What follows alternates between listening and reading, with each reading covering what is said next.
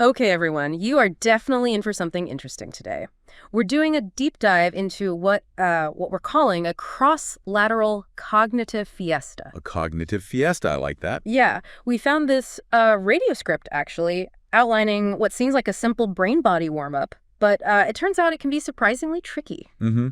And that's what's fascinating, right? How something basic on the surface taps into, well, deeper cognitive coordination. Exactly. Our mission today is to unpack why this thing works, and maybe even try it out a bit ourselves mentally here. It really boils down to combining rhythm with movements that cross the body's midline.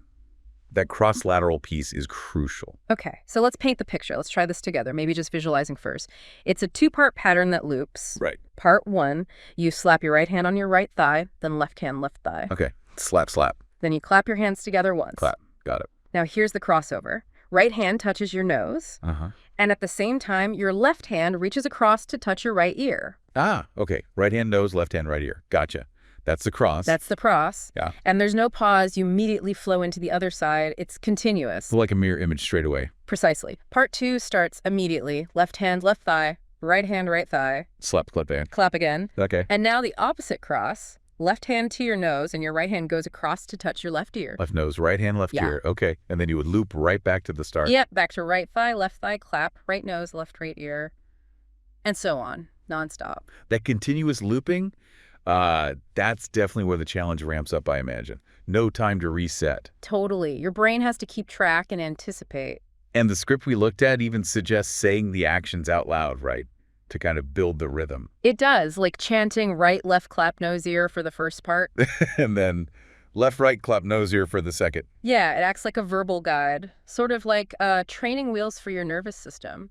That makes sense. Giving yourself that external timing cue can really help lock it in, especially at first. And then for the adventurous, there's the speed challenge. Oh, really? Yeah, the script suggests simplifying the words down to just slap, clap, clap, cross, and just trying to go faster, alternating sides. Okay, that sounds like where things could get properly tangled. You read my mind. The script literally says it's harder than it sounds. I believe it. It calls it a coordination dance for your nervous system. And yeah, when I tried it slowly, my hands definitely felt a bit confused. But that confusion is good. The script points this out, too. If your ears are tangled and your hands are confused, congratulations. You're learning in real time. Right. It means your brain is actually working, building those new connections. Exactly. That struggle is the learning process. You're literally forging pathways. Engaging both sides of the body like this, especially across the midline, is thought to strengthen the connection between the brain hemispheres. Like the corpus callosum. Precisely. Strengthening that bridge can potentially boost things like problem solving and overall cognitive integration. Interesting. So it's not just a physical party trick. The source mentions trying it with a friend, which sounds chaotic but fun. Yeah, a shared challenge. We're just using it as a quick daily warm-up. It really pulls together those three elements: the rhythm, the physical coordination, and that cross-lateral brain work. And that bilateral coordination, working both sides together, it's fundamental. It underpins so many complex skills and directly engages both sides of the brain, which, handle different aspects of thinking. So regularly doing something like this might actually improve other cognitive functions like planning or staying focused. It's plausible. Activities that demand this kind of sequenced, coordinated cross-body action certainly exercise those executive functions. So this cross-lateral cognitive fiesta, it seems simple, maybe even a bit silly at first glance, but it's actually a pretty potent little exercise for brain-body connection. It absolutely is. Cool. Simple premise, but not necessarily easy to master, especially with rhythm.